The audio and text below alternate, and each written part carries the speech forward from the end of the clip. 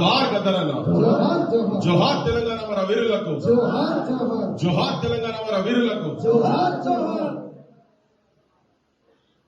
ఇంతకుముందు మా రవీంద్రన్న వేదిక మీద పెద్దలందరికీ ముంగళ్ళందరికీ దండాలు. పేరు పేరు చెప్పినట్టు కొద్దిగా టైం పడుతుంది కానీ ఇంతకుముందు మా రవీంద్రన్న చెప్పుకుంటూ నాకు ఒక విషయాన్ని జ్ఞాపకం చేసిండు. అంటే గద్దరన్న చెప్పిండు, నేను లేకుంటే అంటే నేను లేకుంటే తెలంగాణ నాతో నా రక్తం చెందిస్తేనే తెలంగాణ వచ్చింది. వాస్తవం 100% వాస్తవం. ఎందుకంటే నేను నాకు తెలిసి 92-93 ఆ ప్రాంతంలో కావచ్చు మా ఇంటికి గద్దరన్న అంటే తెలంగాణ మళ్ళా రివైవ్ కావాలనే ఆలోచన వచ్చినప్పుడు మా నాన్న కూడా కవి గాయకుడు అన్ని కొంతమంది తెలుసు. ఇప్పుడు దాంట్లో గోదలుచుకోలే కానీ మా నాన్న ఉండి చెప్పింది ఏంటంటే ఒక్కరితోనే అవుతుంది నా తెలంగాణ రావాలంటే ఒక్కరితోనే అవుతుంది.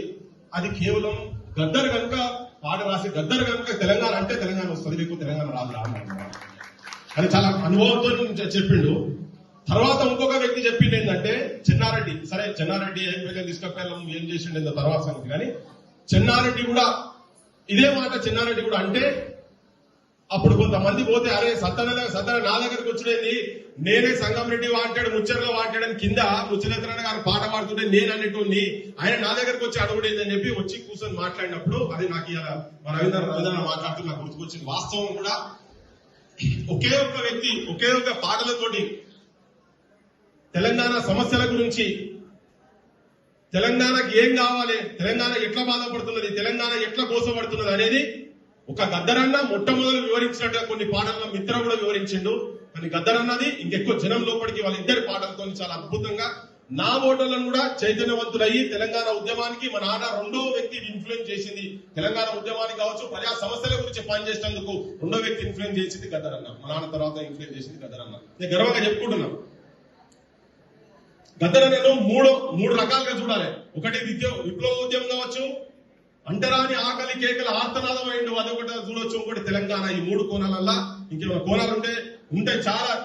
ఎక్కడ ఏ సమస్య ఉన్నా, ఎక్కడ ఏ బాధలున్నా నిర్భయంగా ఛాతీ తనాయించి బుల్లెట్ దెబ్బలు పడ్డ తర్వాత కూడా బుల్లెట్ ఉంచుకొని కూడా దమ్ము ధైర్యం ఉండి ఈ తెలంగాణ అస్తిత్వాన్ని తెలంగాణ ఆత్మగౌరవాన్ని చాటి చెప్పినటువంటి మొదటి వరుసలో ఉన్నటువంటి వ్యక్తి గద్దరన్న. దీన్ని ఎక్కడ కూడా సంశయం లేదు. ఎలా నేను కూడా ఈ కళాకారుల కులమే చెప్పినందుకు నేను గర్వపడుతున్నా. మా నాన్న రాసేది పాడేది కాబట్టి కొద్దిగా నాకు కూడా వచ్చింది. అది గిద్దె గలంకు కళాదళం బయలుదేరి బయటకు వచ్చింది కదా. ఆ కళాదళంలో సభ్యులుగా నేను కూడా ఒక సభ్యుని అని నాకు చాలా గర్వంగా ఉంది. చాలా ఇలా ఒక్కోళ్ళు ఉన్నారు, డిఫరెంట్ కళారూపాలు ఉన్నారు. కానీ నాకు ఎంటర్ అవుతుంటే నేను ఎక్కువ ఉపన్యాసాలకు సబ్జెక్ట్ గద్దరన్న గురించి చాలా మందికి ఇలా తెలుసు. కానీ నన్ను బాధ పెట్టింది ఏంటంటే ఎంటర్ అవుతుంటే మా ములుగు రేలా విజయ్ వచ్చి అన్నా నువ్వు వందనాలమ్మ మీటింగ్ పెట్టి నౌకర్లు వచ్చినాయి కానీ అన్నా మాకు ఎవరికి సుఖం లేదే అన్నాడు. గిడ కూర్చోగానే తండ్రి సాధారణ వచ్చాడు. ఇట్లా బట్టి జర బాధతోని గలెబిలాయిస్తుండు. ఏంది అంటే నాకు గుండె ఆపరేషన్ అయింది అన్నాడు. ఎప్పటికి నవ్వుతుంటాడు కూర్చొని మా బుల్లెట్ ఎక్కడ ఏ మీటింగ్ నా లోపల ఏం బాధలు ఉంటాయో ఎరగలే.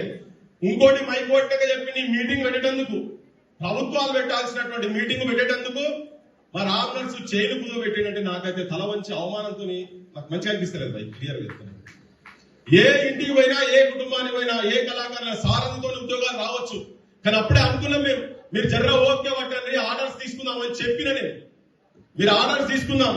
ఆ సభ పెట్టినాడు నాకు తెలుసు అనిల్ అనుకుంటా మాట్లాడుకుంటా చెప్పిండు. ఇప్పుడు ఎందుకు ఈ మీటింగ్ పెట్టిండు అర్థమైతే లేదు. వందనాలమ్మ మీటింగ్ అప్పుడే ఎవరికి ఏం చెప్పలే. ఆ మీటింగ్ లో చెప్పిన ఉండి ప్రశ్నిస్తాడు. వాళ్ళదే చరిత్ర గుర్తుపెట్టుకుంటది. చరిత్ర పుట్టాలల్లా వాళ్ళ పేర్లే ఉంటాయి. ఇలా నేనందరికి ఇంకొకటి గద్దరన్న ఏసాలేసి ఏమనుకోకండి, ఎవరేమనుకోకండి. కానీ బాధలు ఉంటాయి, ఇబ్బందులు ఉంటాయి, అన్ని ఉంటాయి. కానీ నాకు ఒక విషయంలో చాలా బాధ అనిపిస్తుంది ఏంటంటే ఇంతకుముందు పదే గద్దరన్న నన్ను కాపాడండి మా రామ్ నర్సు చెప్తే మా వరంగల్ శ్రీను ఫోన్ చేసి ఆడికెళ్ళి అన్న మన రామ్ నర్సు హాస్పిటల్ ఉన్నాడన్నా అని చెప్పి చేస్తే కళ్ళు పచ్చగా అందరు కళాకారులకు విజ్ఞప్తి చేస్తున్నది. నాకు చాలా బాధ అయింది. ఒక 10-20 సార్లు పోదాం అనుకున్నా కానీ పోబుద్ది కాలేదు. ఎందుకంటే రామ్ నర్సు ప్రేమతోనే ఆ మనిషిని బెడ్ మీద అట్లా చూడదలుచుకోలేదు. నేను చెప్పాను నీ అటువంటి కళాకారులు ఇట్లా పోవద్దు, ఇట్లా ఇబ్బందులు పడద్దు, మీ అలవాట్లు కూడా జర మార్చుకోండి. మీరు ఎవ్వరు ఏమనుకోవద్దు, కానీ జనంలో కూడా ఉంది ఇది.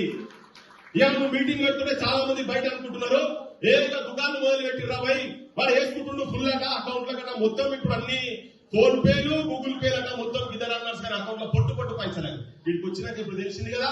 టీవీలో ఇంట్లో చూడుండ్రి, కళాకారుల బాధలు కేవలం తనకున్నటువంటి గద్దరన్న మీద ప్రేమ అభిమానము ఆ రూమ్ లో ఉండి అదే డాక్టర్ తోని ట్రీట్మెంట్ చేసింది కాబట్టి ఆ అభిమానంతో కూర్చొని పెడుతున్నారు.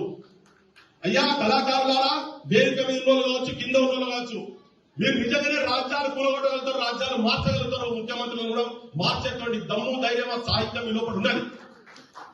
కానీ ఒక్కటే కొంతమంది దగ్గర లోపించేది ఏంటంటే మీ దండం పెడుతున్నా ఎన్ని ఇబ్బందులున్నా మీరు వ్యసనాలకు అలవాటు పడకండి. తెలంగాణ ప్రజల బాధలను ఒకసారి మీరు గుండె మీద వేసుకొని దయచేసి చెప్తున్నా, మేము కాపాడుకుంటాం. మా సొంతలో ఉన్నాం, ఇంకా మా సొంతలో ఉన్నాం. చాలా మంది వేదిక మీద ఉన్న కూడా ఇక్కడ ఉన్నారు, కాశ్మీర్ కావచ్చు, రవీంద్ర కావచ్చు, వాళ్ళందరూ చాలా మంది ఉన్నారు.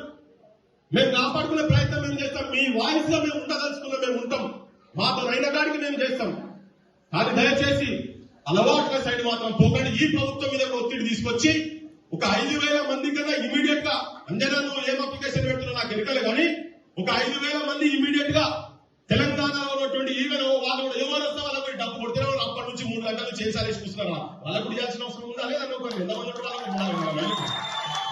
సెలక్షన్ చేయను, సెలక్షన్ చేయ ఒక 5,000 మందికి ఇస్తే మూల్యం పోతుంది అంటున్నా. 10,000 ఇమ్మీడియట్ గా అయితే మీరు అప్లికేషన్ ఇచ్చినప్పుడు కూడా కోచింగ్ చేయకండి. ఒక 700 మంది ఉన్నారు, 800 మంది ఏం లేదు. డప్పు కొడుతోడు కావచ్చు, మా వాదిస్తున్నాడని నా చిన్నప్పటి నుంచి చూస్తున్నా. కొడుతున్నవాడు ఆడపోతే డప్పు కొడుతూనే ఉంటాడు. నువ్వు 40 నాకు ఎరకలే. ఒకవేళ ఉందా ఏం నౌకరా 25,000 రూపాయలు పుసుకులో పోతే ఇంట్లోకి ఏం ఉండదు, ఉంటుందా?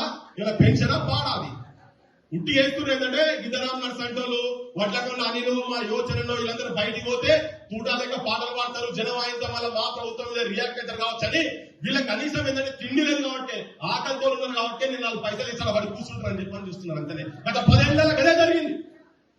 కానీ వీళ్ళు అగ్గి పోరాటాలు గద్దరన్న కాంపిటీషన్ ఎందుకంట చార్లీ చాప్లిన్ వేషం వేసి కాంపిటీషన్ పెడితే అట్లా చార్లీ చాప్లిన్ అటెండ్ చేసినట్టు ఆయనకు 10-11 స్థానం వచ్చిందట.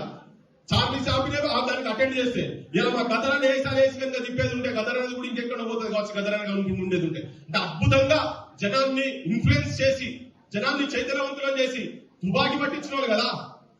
ఉట్టినే రాలే తెలంగాణలో కళలతోటి పాటలతోటి అందులో ప్రధాన భూమిక గద్దరను వహించండు, తుపాకి పట్టించింది. ఇలా మీ దగ్గర కూడా ఆ దమ్మున్నది.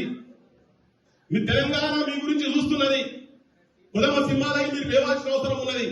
మీ సాహిత్యము మీ పాటలు కేవలం మీ దగ్గర నిజాయితీ ఉన్నది. కొన్ని గద్దరనకు లేకుండా చూడలేదా? వీళ్ళు వెన్నెల సూర్యం కష్టాలు చూడలేదా?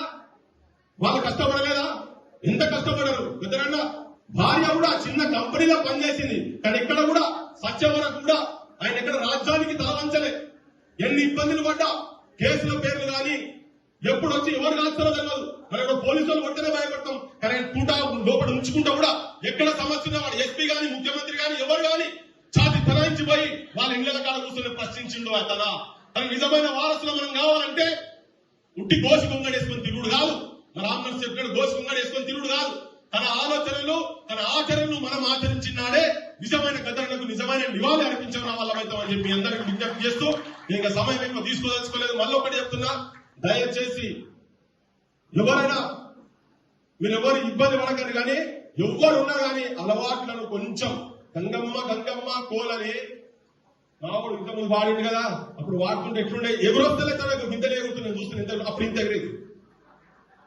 ఎగిరేది బాబ్జీ. అరే మేము అందరి కూడా చూస్తూనే ఉంటాం, కానీ ఇప్పుడు మీ అవసరం ఉంది. జర్ర కొద్దిగా ఇబ్బంది అవుతుంది కావచ్చు, కొట్లాడదాం.